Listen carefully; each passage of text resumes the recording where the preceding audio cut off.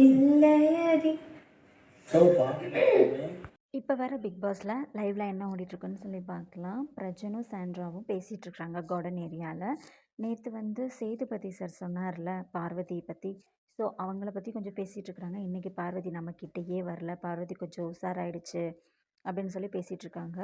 அதுவும் இல்லாமல் பார்வதி விஷம்தான் போலுக்கு அப்படின்னு சொல்லி பேசிகிட்டு இருக்காங்க.